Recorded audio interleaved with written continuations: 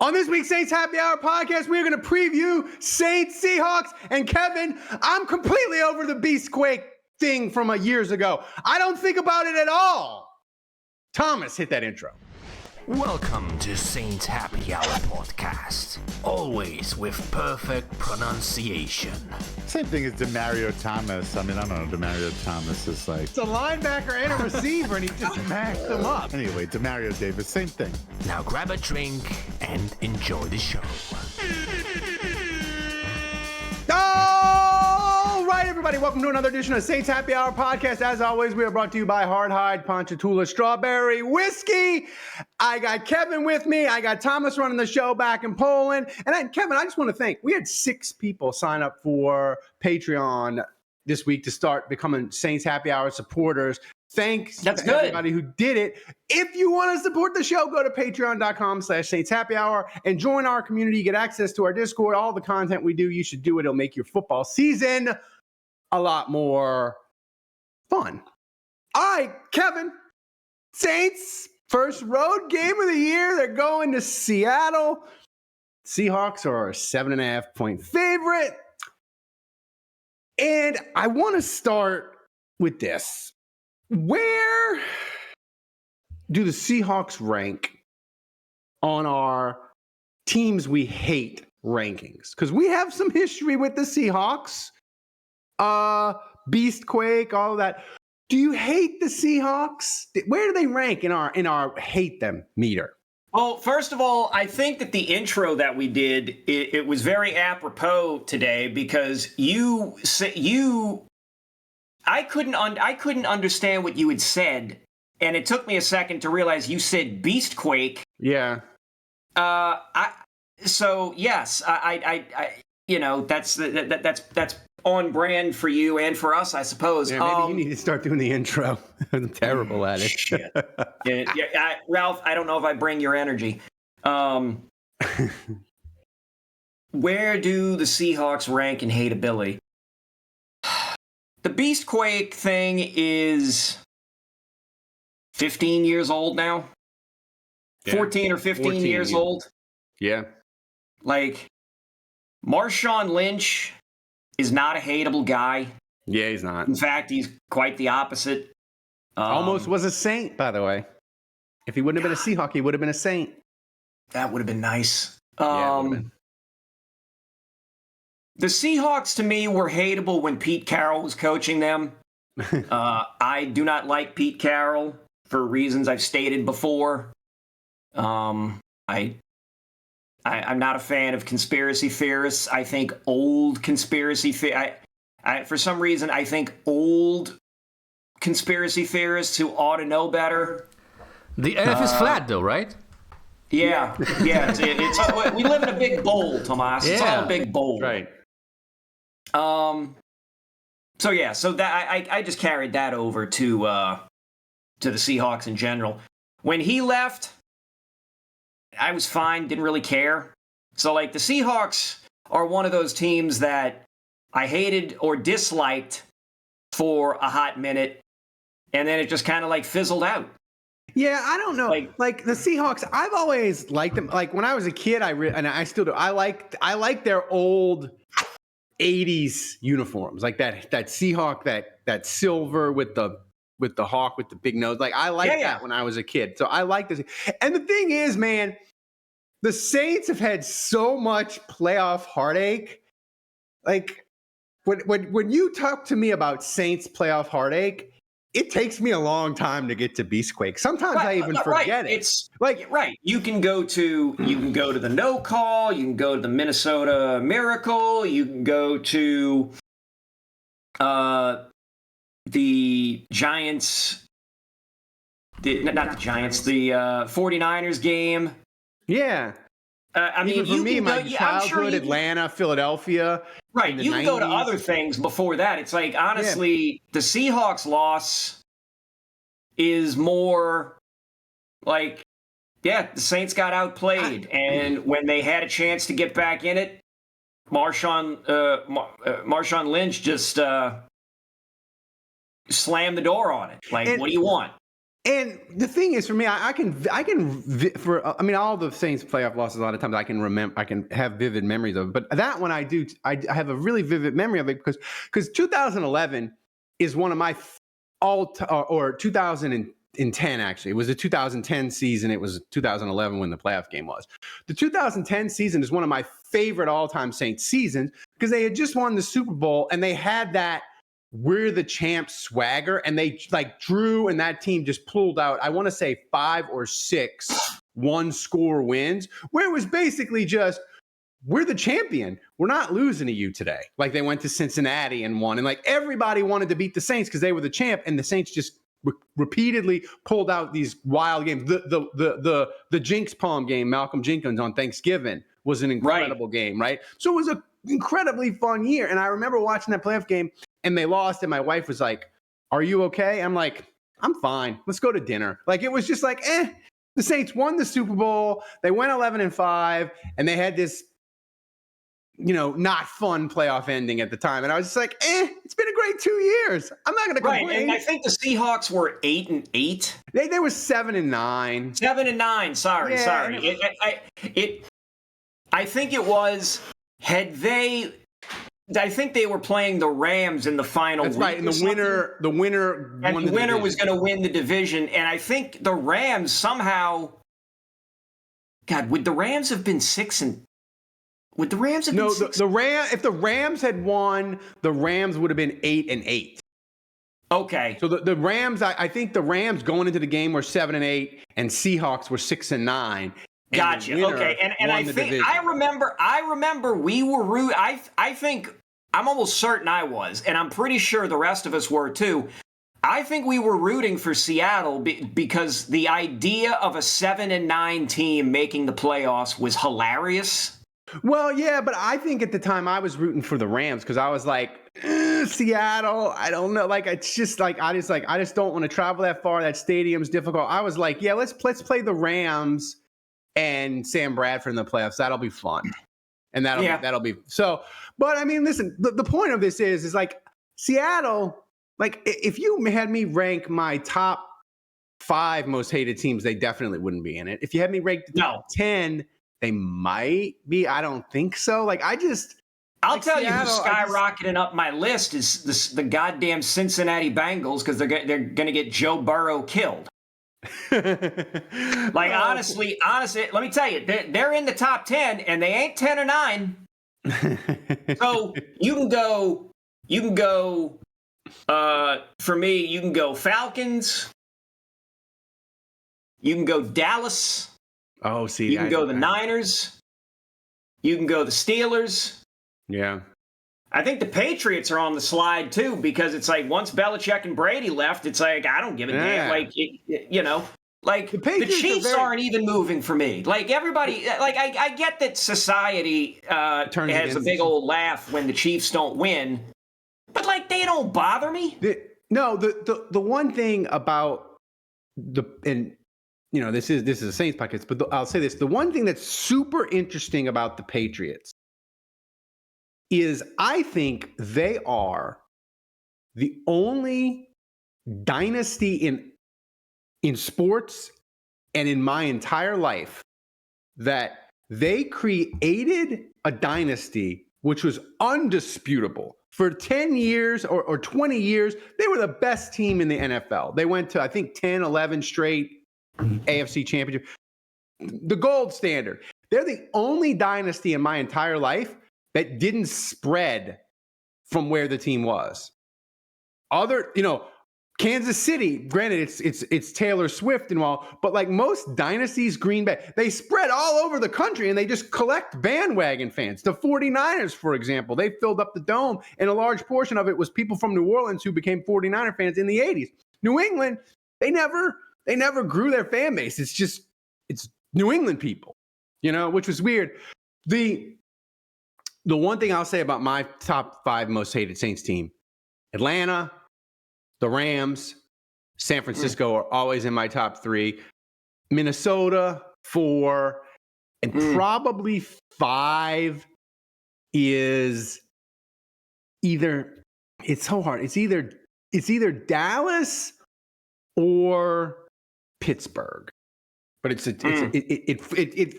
flips back and forth. But anyway, Seattle's interesting because it's one of those teams that the Saints have history.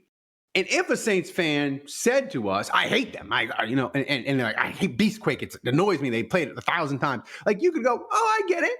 I get like I wouldn't like shame them or be like, that's dumb." I would understand. Well, no, I wouldn't shame them, but I would just ask, okay, well, like, what else? Is there anything else that bothers you? Yeah, I think it's one of those teams that there's a percentage of Saints fans probably that hate them and like really hate them because you never know.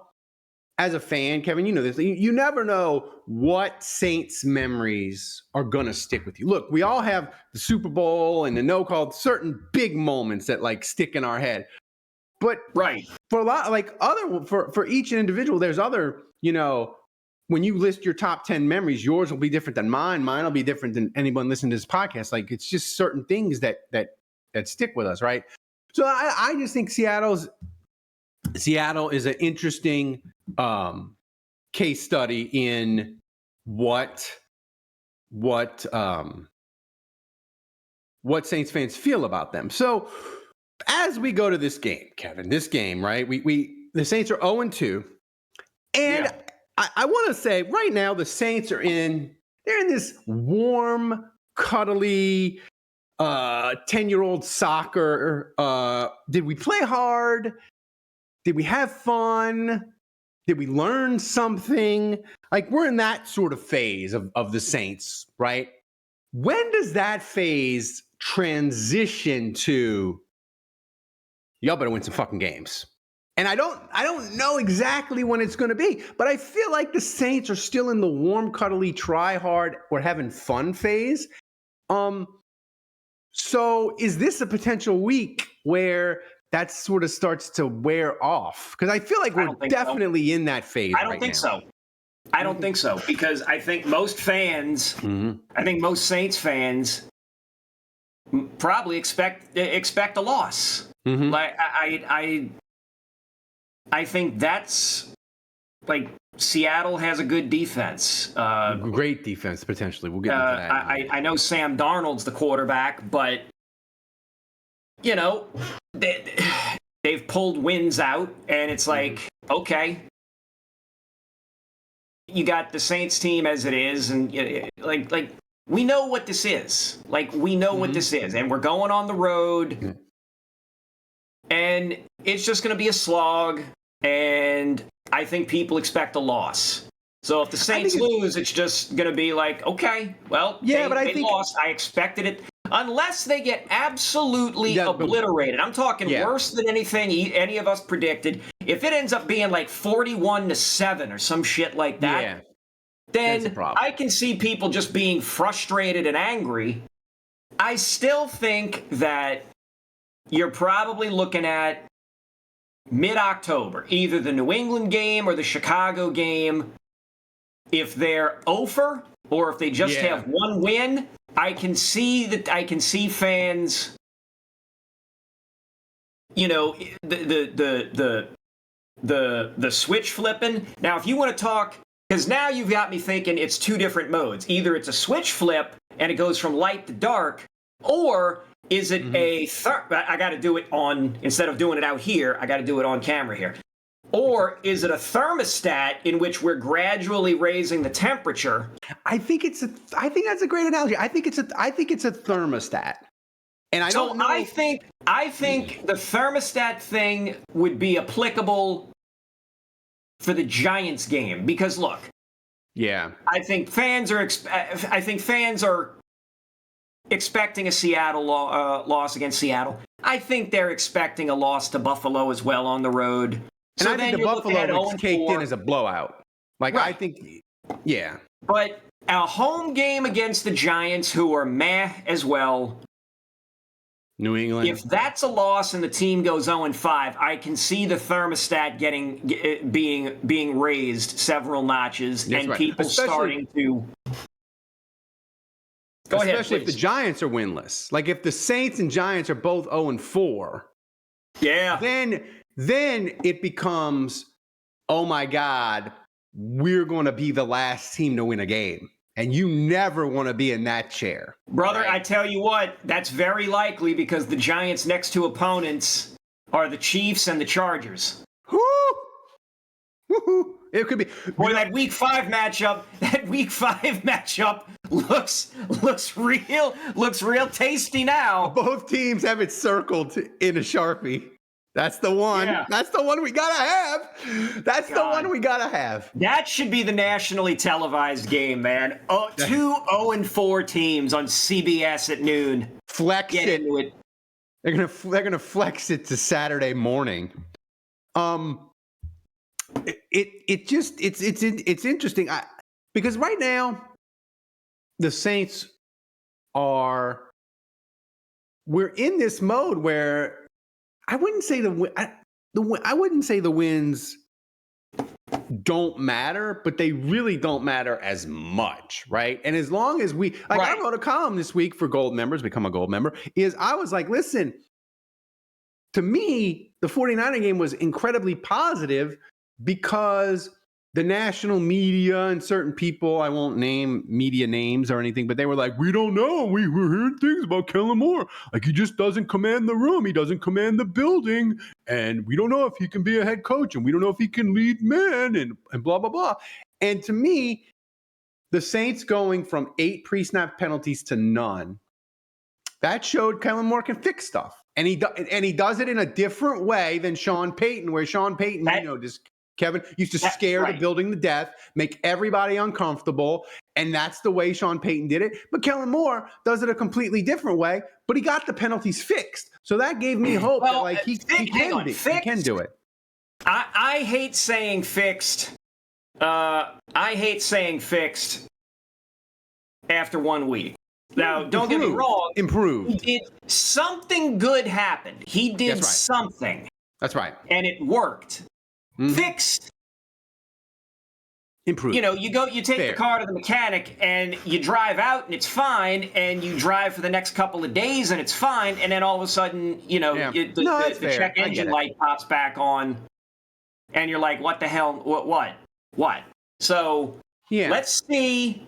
With the NFL, the timetables and all, you got to, the conversion chart's different. So let's see what they're like the next couple of weeks, especially when they're playing two teams that could beat the piss out of them, and see how things go from there.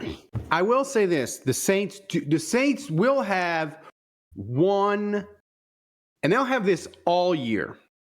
They will have, I don't know if I call it a magical superpower, but it's like this thing that will be available to them every single road game if they can seize it. In that every time the Saints play on the road, whoever they play is going to be like, this is going to be a win. This should be a boat race. We are going to have fun today. And if the Saints can go to Seattle and start fast, the crowd will immediately be very uneasy, potentially turn on their own team.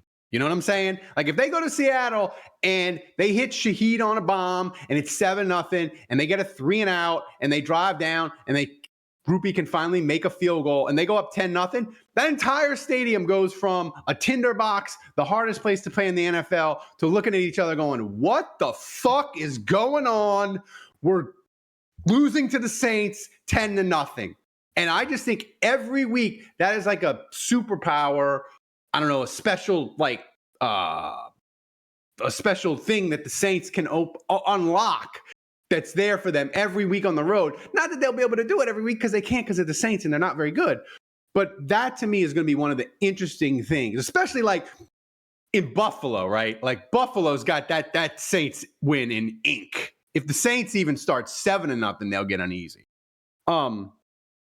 But my question to you, Kevin, is: you look at this Seattle team, really good defense. They can get 49% pressure rate, and they rush. They get pressure on the quarterback half the time, and 85% of the time they do it by only rushing 4. So it's like a cheat code for them. And this defense is really good. But I look on the other end and I see Sam Darnold, and he just gives me a little bit of hope for the Saints. So what is the thing that I asked you last week? We're going to do this segment every week, and we call it What Has to Happen.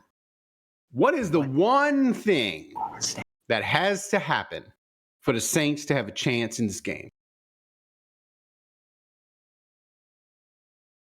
Let me see. I'm looking at the depth chart here. O-line. And the Saints, the injuries and they won't have Chase Young. Yeah. Randunes is hurt. Randunes and Trevor Penning. I don't know if they have 10 healthy toes between them. Like they're and Flogga's got a bad back now. It's like, what are we doing? Flogga had a bad back last year. It's a big problem. I fear because you know this, Kevin. If you have a bad back, that doesn't get ever fixed. It gets worse. Tolerable or not. Like it's not like a knee or a broken arm. Every year it gets worse. Yeah. Regardless of whether you're a top flight athlete or an average schmuck, it gets worse. Now, maybe if you're a top flight athlete and you have access to all kinds of trainers and this and that and blah blah blah, you can really greatly reduce it to where it's very little. But when you're competing against other top flight athletes who don't have back problems, you're still at a disadvantage. Period. End of story. A person with a back problem never says, "My back problems are done. I'm cured." Right. There is no right. God, what do the Saints need to do? I think I'm gonna say that they need to. And I'm looking at Seattle here.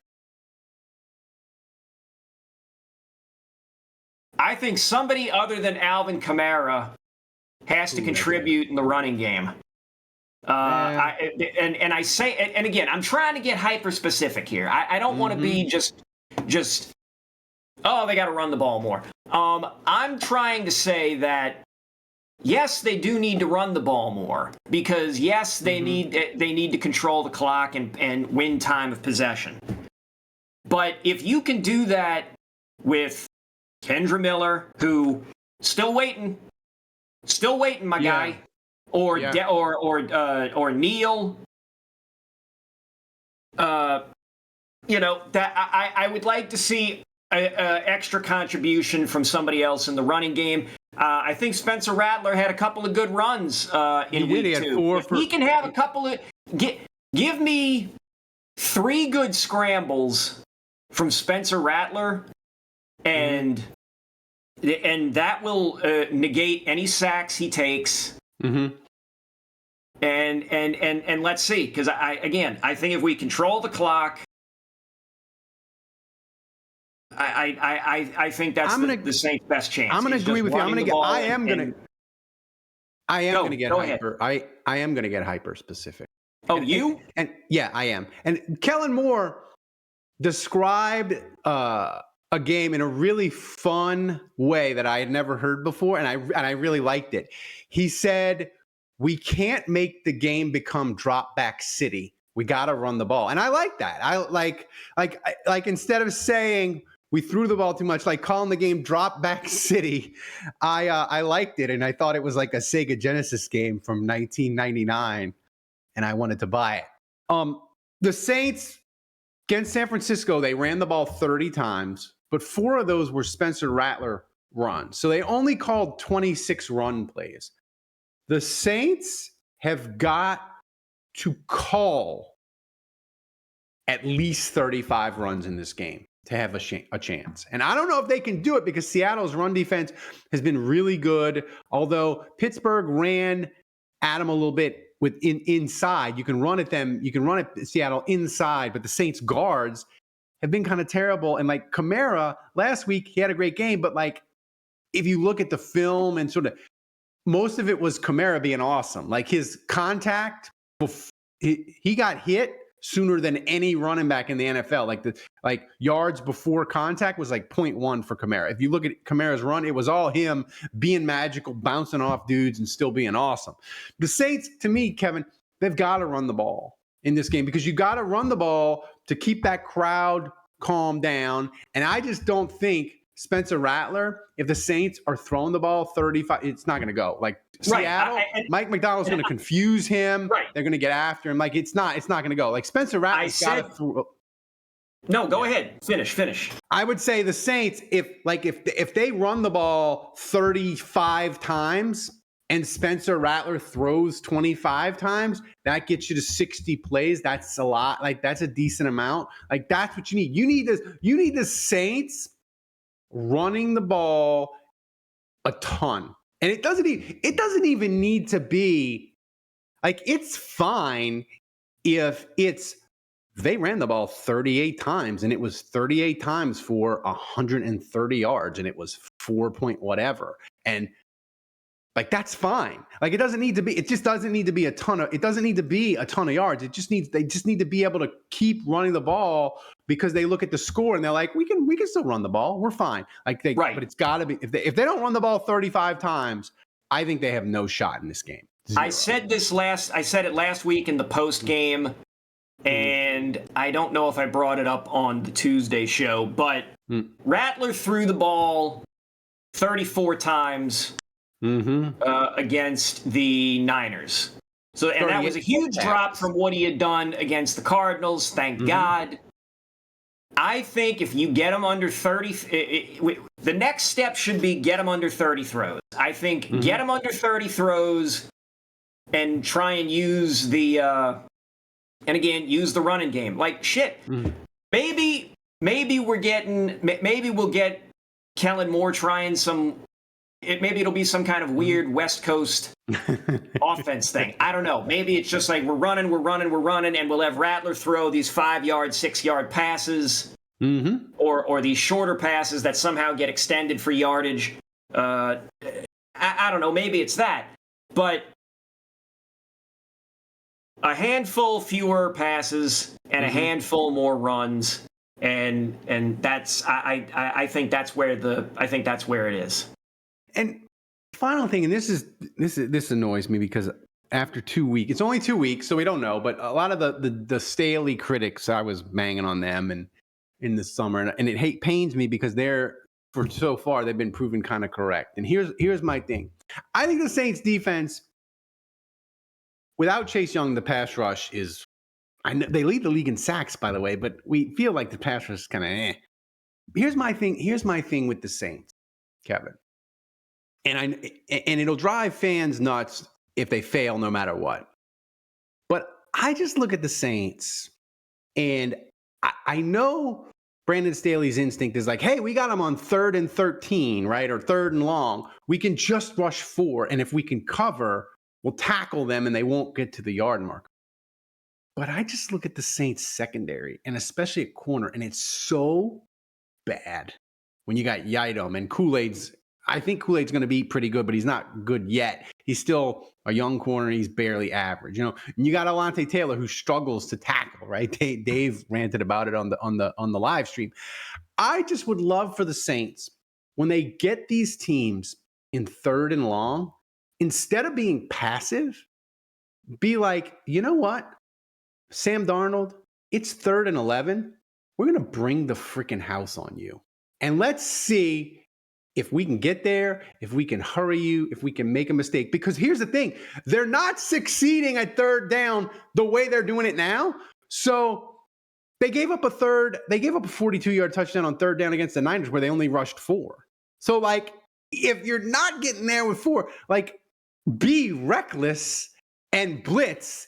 And I hate, like, to use an old cowboy analogy, die with your boots on. Like, I just would like for the Saints to dial up the aggressiveness. Solve your problems with aggression.